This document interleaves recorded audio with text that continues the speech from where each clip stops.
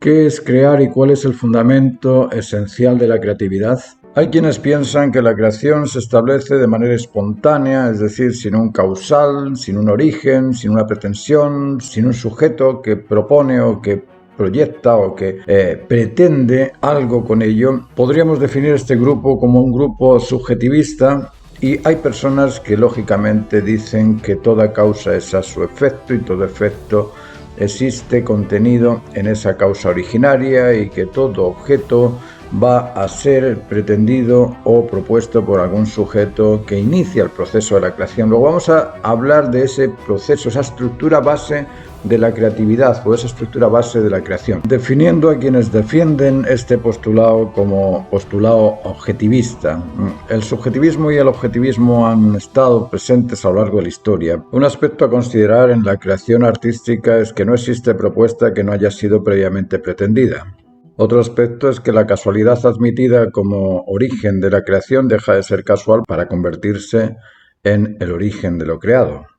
Me explico, si yo quiero pintar un cuadro de una forma espontánea y me pongo a pintar tirando la pintura sobre la tela, no puedo decir que el origen de ese cuadro es la espontaneidad. El origen de ese cuadro soy yo. No es que el origen sea al azar, casual o simplemente aleatorio, no. Es un origen pretendido. Yo no quiero regirme por ciertas reglas y dejo las reglas a un lado y me pongo a investigar qué es lo que pasa lanzando la pintura, pero el cuadro no se hace de forma espontánea, es el autor, el originario de ese cuadro. Eso tenemos que entenderlo porque a veces nos confunde.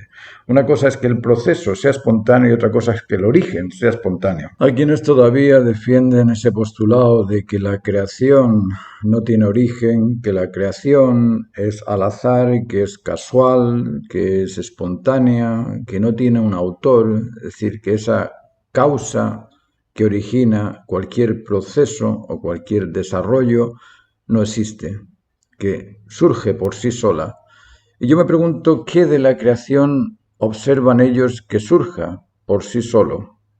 ¿Qué aspecto, qué semilla, qué animal, qué especie, qué espécimen surge por casualidad, al azar, de una forma espontánea y por sí solo? Habría que preguntar a la avispa del higo si fue el higo primero donde pudo depositarse esa larva o fue la larva primero la que polinizó el higo. Pero parece ser que esas cosas no son tan independientes, ni tan por azar, ni tan espontáneas unas de las otras. En el arte no ocurre eso. Yo no veo ningún cuadro que se haga por sí solo, ninguna escultura que se haga por sí solo. Parece ridículo estar hablando de ello. ¿Por qué? Porque no tiene sentido. Todo lo creado se origina en un creador y en un creador que pretende aquello que está creando. Es decir, fijaos que lo que inicia el proceso de la creación no es ni siquiera el creador. Lo que inicia el proceso de la creación es el valor que espera conseguir aquel autor que transforma una serie de objetos, una serie de recursos en aquel beneficio, aquel bienestar, aquel gozo que espera ser satisfecho a la hora de lograr esa obra de arte o ese objeto creado por el autor. En realidad, el autor es un intermediario entre el valor esperado y el valor satisfecho. Luego, la inyección inicial de la creatividad no es ni más ni menos que esperar un bien. Cuando uno empieza a dibujar, quiere que ese dibujo esté proporcionado, quiere que ese dibujo esté entonado, quiere que ese dibujo esté bien. Eso es lo que espera. Cuando estás pintando lo mismo, quieres que el cuadro esté bien. ¿Y qué pasa cuando no está bien? Uno rechaza eso que no está bien y trata de ajustarlo, lo va corrigiendo. Es decir, la motivación inicial de la creación es la expectación a disfrutar de un bien. Eso es como el motor inyector de todo lo creado. Entonces no podemos pensar que la creación se origina en un aspecto casual, aleatorio, por azar, de una forma indefinida, de una forma...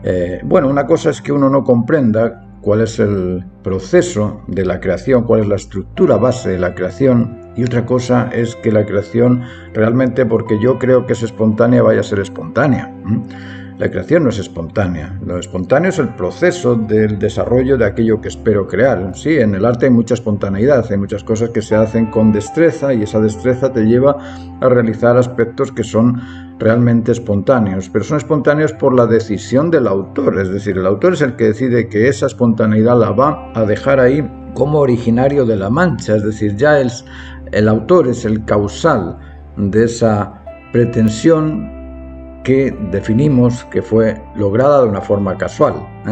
Fue lograda de una forma casual, no fue originada de una forma casual. Esta frase es digna de estudio porque toda propuesta ha sido previamente pretendida. Si toda propuesta ha sido previamente pretendida, ¿cuál es el origen de la creación? Y si toda propuesta ha sido previamente pretendida, ¿cuál es la finalidad de la creación? ¿Cuál es el fin de lo creado? ¿Cuál es el propósito, el sentido de aquello que creamos? Analizándolo en profundidad nos damos cuenta de que tanto el inicio como la finalidad de lo que creamos es el valor. Nosotros creamos por valor y hacemos que eso que estamos creando logre esa conquista del valor, porque ese valor es el que nos produce la satisfacción, el convencimiento, el bienestar de haberlo conseguido, que es el origen del proceso creativo. Luego, en el proceso creativo existe una estructura base, por ponerla de alguna forma, una estructura base que contiene un causal y una consecuencia, y que contiene también un activo emisor y a un retributivo o receptor. En este caso, el receptor serían los objetos que nosotros utilizamos para conseguir ese bien o ese cuadro o esa escultura o ese dibujo. Esa sería la posición del objeto. La posición del sujeto sería el autor, que es el que origina todo el proceso, y en ese proceso va a existir siempre una finalidad, es decir, va a existir una orientación, una dirección y un recorrido necesario en la conquista del logro mediante la transformación de objetos o de recursos en aquello que va a ser consecutivo, o que va a ser consecuente, o que va a ser coincidente con el deseo original que nos motiva a crear. Luego, la necesidad a disfrutar de un bien es el inyector motor de todo el proceso de desarrollo de la conquista de ese bien. Y la finalidad de ese proceso es disfrutar de ese bien. Luego, tanto el origen como la finalidad de la creación son lo mismo, son el valor. Todo lo que hacemos ha sido previamente considerado necesario. Ahora, cuando buscamos cuál es la definición del término o la significación del término necesidad, es bastante difícil encontrar una respuesta satisfactoria. Yo acabo de ver aquí en Wikipedia que nos pone que la necesidad es algo necesario. Bueno, si eso nos convence, a mí no me convence. Lo que veo es que la necesidad contiene en sí dos aspectos importantes. Por un lado, la pretensión de conquistar eso necesario, y por otro lado, ser satisfecha. Es decir, la necesidad exige ser satisfecha mediante el proceso de desarrollo o del proceso de consecución de aquello que considera necesario. Esos dos aspectos que existen contenidos en la necesidad son el motor del diario vivir. Nosotros constantemente, desde que nos levantamos por la mañana hasta que nos acostamos por la noche, estamos constantemente buscando la satisfacción de aquello que consideramos necesario. Luego, la necesidad impulsa a la creación de aquello que nos beneficia o satisface esa necesidad. Luego, el valor es el inicio de la necesidad y es la finalidad también de la necesidad. Si consideramos que la creación es precisamente eso, es un crear algo para disfrutarlo, podemos darnos cuenta de que en el fondo lo que estamos haciendo al inicio es lo mismo que hacemos al terminar. Es esa idea transformarla en imagen, pero que esa imagen nos beneficie, o sea consecutiva, o sea consecuente, o sea similar, o coincida con la idea. Y al coincidir con la idea, nosotros decimos que eso está bien, que eso nos satisface o que eso nos convence. Luego, el motor de toda la creación es el valor. Por eso que debemos entenderlo y comprenderlo en su totalidad. ¿Qué es el valor? ¿Cuáles son los valores absolutos? ¿Cuáles son los valores diferentes en intensidad? Porque no hay valores relativos, hay apreciaciones distintas en un apreciador y en otro, pero la complacencia de aquello que aprecias es constante en aquello apreciado, y la displacencia en aquello que desprecias es constante en todo lo despreciado. Luego, lo que varía no es el potencial de ser apreciado o despreciado, lo que varía es el espectador que tiene el deseo de apreciar o que no tiene el deseo de apreciar y lo desprecia. Volviendo a analizar el término de la necesidad, La necesidad decimos que tiene esa dualidad. Por un lado, espera algo y por otro lado, inicia el proceso a conseguirlo para ser satisfecha. Pero la necesidad contiene en sí un por y un para, además de los aspectos de los que hablábamos antes, además de pretensión y ese disfrute, esa cualidad de poder disfrutar de aquello que pretende. Además de eso, la necesidad existe por algo y existe para algo. Ese por algo no está inserto en la misma necesidad, es decir, es algo previo a la necesidad. Yo tengo la necesidad de alimentarme porque tengo un cuerpo, que es el elemento previo a un sistema digestivo que me motiva a alimentarme. Es decir, hay algo previo, anterior al sistema digestivo, a la alimentación. Es algo previo, soy yo, es mi cuerpo. Pero hay algo previo a mi cuerpo también. Eso previo a mi cuerpo es la naturaleza directiva inherente, o en este caso el instinto. Es el instinto de conservación el que me motiva a alimentarme. Mi cuerpo fue intencionado dentro de un ambiente materno y fue intencionado por un tipo de energía intencional, selectiva y poderosa, que fue capaz de llegar hasta fecundar el óvulo. Y ese tipo de energía intencional, selectiva y poderosa se transforma en una serie de impulsos, porque ya no es solamente la estimulación de ese tipo de energía, sino que es una motivación, es un conjunto de impulsos que generan al periodo ovular, después generan otro periodo embrional y luego otro periodo fetal, y de ahí surjo yo con un cuerpo físico, pero el inicio de ese cuerpo físico era meramente un tipo de energía intencional, selectivo y poderosa.